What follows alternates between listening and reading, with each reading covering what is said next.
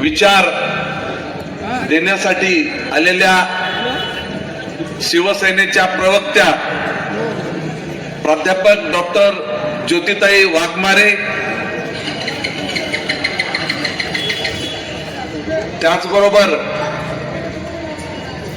हदगाव नगर परिषदेच्या उद्या होणाऱ्या मतदानासाठी अध्यक्षपदाच्या उमेदवार सो रोहिणीताई वानखेडे व शिवसेना भाजपचे संपूर्ण उमेदवार आदरणीय मंच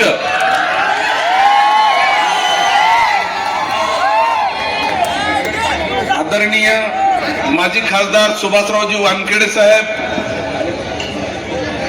यांचं मंचावर आगमन होत आहे। त्याचबरोबर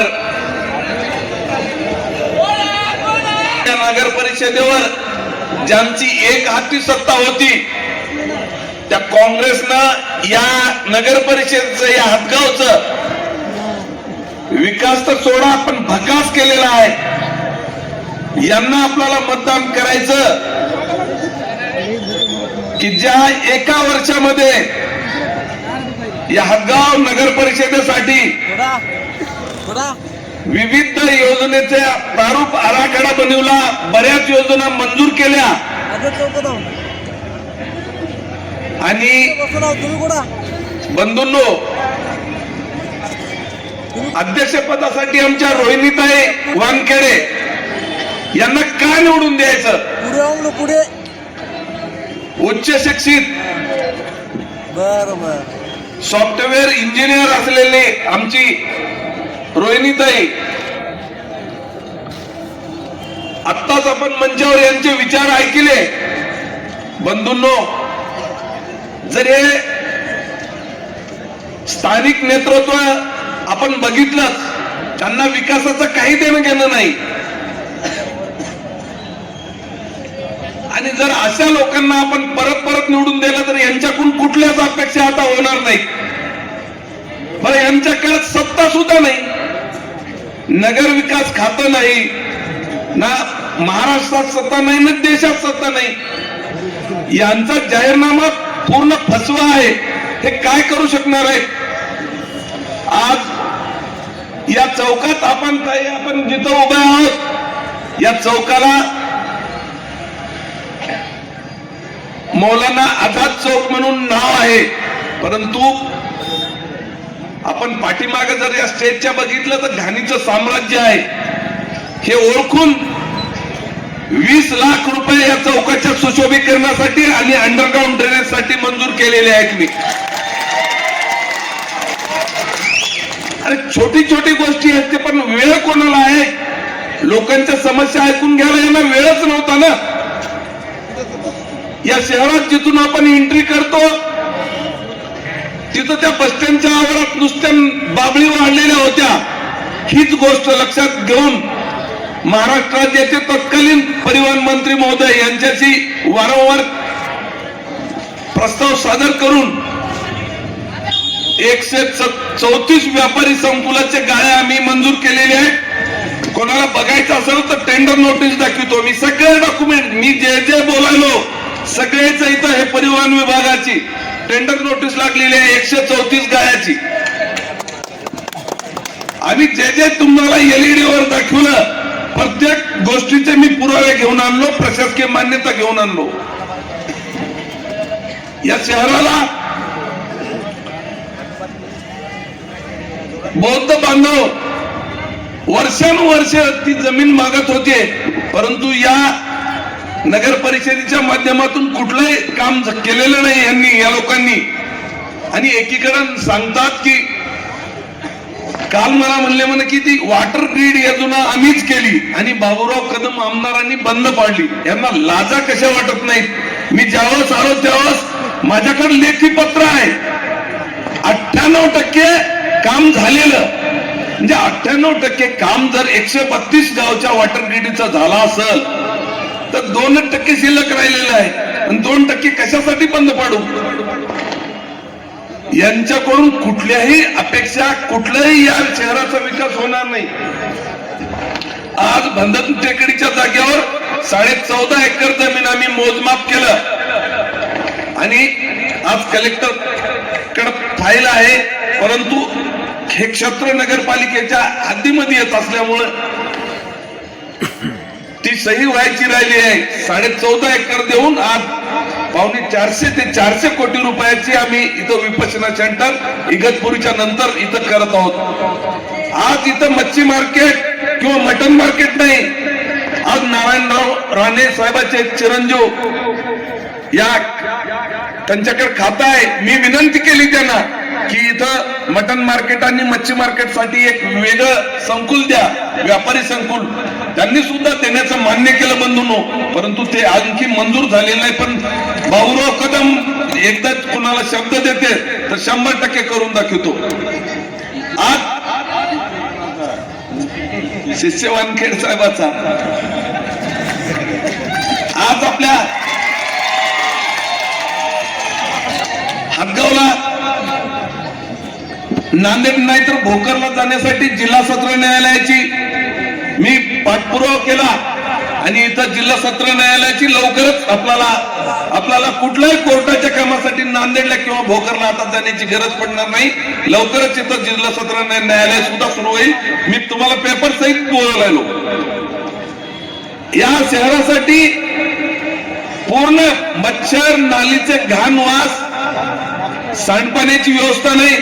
या महाराष्ट्र राज्याचे जलसंपदा मंत्री आदरणीय विखे पाटील साहेब यांच्याकडे सारखा पाठपुरावा करून 70 आर जमीन आपण त्यांची कोथळा रस्त्याची दान घेतलेली आहे आणि या शहराचे टेक्निकल सँक्शन सुद्धा मिळालं 134 कोटी रुपयाच्या अंडरग्राउंड नाली बांधकामासाठी. या रस्त्यासाठी सुद्धा 68 कोटी रुपये टेक्निकल सँक्शन सुद्धा घेतलेली आहे. या गोरगरिबासाठी गायरान जमिनीवर 5 एकर घर, जे की म्हाडाचं खातं आदरणीय या महाराष्ट्र राज्याचे उपमुख्यमंत्री एकनाथरावजी शिंदे साहेब आहेत, यांच्या मार्फत गरीबाला परवडणारे 500 घराचं एका ठिकाणी स्वस्तात घर, हे सुद्धा आमची संकल्पना आहे. त्याचे सुद्धा सचिवाचं पत्र मला आलेलं आहे की तुमचा प्रस्ताव पाठवा, लवकरच आम्ही तुम्हाला मंजुरी देऊ म्हणून. या शहरात ज्या ज्या गोष्टी पाहिजेत आज तुम्हाला सांगतो आवर्जून. आपल्या बाजूला इथं जुन्या बस स्टँडच्या तिथं पीर बद्रुद्दीन अरबी मदरसा आहे. माझ्याकडे पेपरवर बातमी वाचली होती की 13,08,000 रुपये तिथं मागच्या काळात दिले, परंतु साहेब काम न करताच ते पैसे कुठे गेले माहित नाही. मी पेपरवर वाचलं होतं, एवढीच मी वाचली. मी कोणाच्या तक्रारी करत नाही, मला वेळच नाही तक्रारी करायला, परंतु तिथं 13 लाख रुपये देऊन सुद्धा मागच्या लोकांनी काहीच केलं नाही. मी 20 लाख रुपये मंजूर केले त्या पीर बद्रुद्दीनच्या तिथल्या अरबी मदरशासाठी आणि त्याची ऑर्डर सुद्धा मी घेऊन आलो आपल्याकडे. मला कोणी तिथली चोरी केली याच्यात जायचं नाही, आपल्याला वेळ कुठे आहे, परंतु आपण काय करतो हे महत्वाचं आहे. असे अनेक प्रश्न सोडवण्यासाठी प्रयत्न केला. बाजूला 16 एकर जमीन जी डीएड कॉलेजची होती, ती जमीन आम्ही घेण्याचं ठरवलं. मी पाठपुरावा सुद्धा केला, पेपर आहेत माझ्याजवळ सगळे, एक ना एक जे बोलायला त्याचे पेपर आणले. आम्ही कधी उद्या जरी मतदान असलं तरी आम्ही खोटं बोलून लोकांना थापा मारून जाणारी माणसं नाही. आम्ही काम सांगतो, आमचा वचननामा बघा, या शहरासाठी काय काय केलेले काम बघा. 16 एकर जमिनीवर 10 एकरवर महिलांसाठी सगळ्यात मोठा आरोग्याचा विषय होता. 100 खाटाचं हॉस्पिटल बनवायलो इथं डीएडच्या जागेवर, आणि 6 एकरवर जी जागा आहे, 16 एकर जागापैकी 6 एकर जागेवर 25 कोटी रुपयाचं क्रीडा संकुल. या बाजार समितीच्या जागेवर कोल्ड स्टोरेजची मागणी केली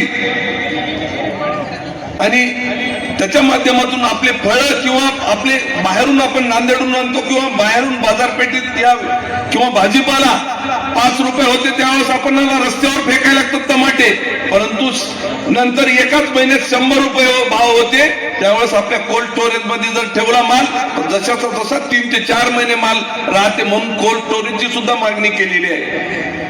बंधूंनो, यांच्याकडे कुठलं काहीही नाही, आज ते काही करू शकणार नाही. मी तुम्हाला हात जोडून विनंती करतो की या शहरासाठी मी सगळ्यात जास्त काम तर आरोग्याचं करतो. दर 3 महिन्याला माझं एक तरी शिबिर इथं राहते.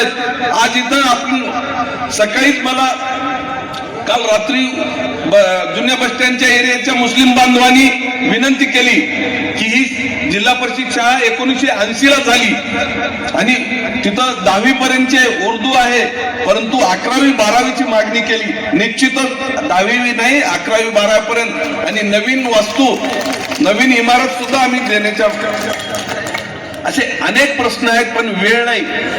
आपण कधी चर्चा करू, पण मुद्दाहून मुंबईहून ज्योतिताई वाघमारे आपल्याला मार्गदर्शन, आपल्याला महाराष्ट्र सरकारचं काय धोरण आहे, एकनाथ शिंदे साहेब यांचे विचार ते त्यांच्या माध्यमातून आपल्याला सांगणार आहेत. तरी मला विनंती आहे की आपण यांचं तर आपण बघितलेलंच आहे. 5 वर्षासाठी आम्हाला संधी द्या, या नगर परिषद या शहराचा चेहरा मेवणा बदलू. आणि जे उमेदवार आहेत हे मला सांगा, मला कोणावर टीका करायची नाही, परंतु आता घाळप्पा साहेब म्हणालो मी त्यांना, काय अपेक्षा काय आहेत, शहराचं काय करू शकणार आहे, काहीच नाही. आता ते सोनवणेताई काय करणार आहेत, काहीच करू शकणार नाही. ना यांचा स्थानिक इथला आमदार, ना नगरविकास खातं, ना म्हाडाचं, ना कुठलंच खातं, ना उपमुख्यमंत्री, ना मुख्यमंत्री.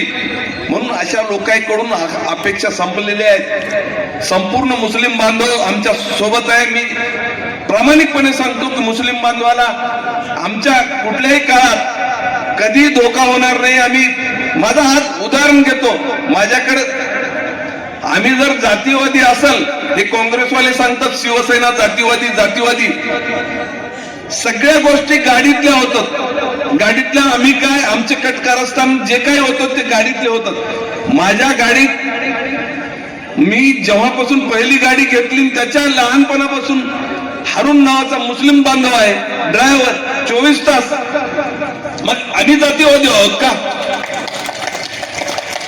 आम्ही सर्व धर्माला सोबत घेऊन जाणारे माणूस. आमची शिकवणच आहे. स्वर्गीय बाळासाहेब ठाकरे यांनी 80% समाजकारण आणि 20% राजकारण करण्याचा आम्हाला मूलमंत्र दिलेला आहे. आम्ही उलट सलोख्यानं सगळ्या भानगडी मिटवतो आणि आपसापसात कुठलाही मग पोलीस स्टेशनचा खर्च असो, कोणालाही काही लागू देत नाही. कुठलाही आरोग्याचा प्रश्न सांगा तुम्ही माझ्याकडे सांगा, जर नाही करून दाखवला कधी कुठल्याही पेशंटला नेऊन इथं जर नाही बनलं, दर 3 महिन्याला तर आमचे शिबिर असतातच. याही पेक्षा मुंबई सारख्या जसलोक, हिंदुजा, ब्रिज कँडी अशा मोठमोठ्या हॉस्पिटलमध्ये नेऊन आम्ही सगळ्या, मग कुठल्याही समाजाचा असो, आता 10-20 पेशंट आमच्या मुंबईला आहेत आणि सगळे मोफत त्यांची आम्ही व्यवस्था करतो. परंतु लोक काय करतात, अगोदर ऍडमिट होतात प्रायव्हेट हॉस्पिटलमध्ये, नंतर आम्हाला बिल कमी करण्यासाठी. परंतु सुरुवातीला आमच्याकडे विचारपूस करा, आम्ही नक्कीच त्याला कुठलाही पैसा लागू देणार नाही याची ग्वाही देतो. मी जास्त वेळ न घेता परत हात जोडून विनंती करतो, ही शेवटची तुमच्यासाठी संधी आहे. आता जरी ह्या लोकांना दिलं ठीक आहे, घ्या त्यांचं, मला नाही म्हणायचं, परंतु बटन दाबा धनुष्याच. परत एकदा विनंती करतो, थांबतो. जय हिंद, जय महाराष्ट्र.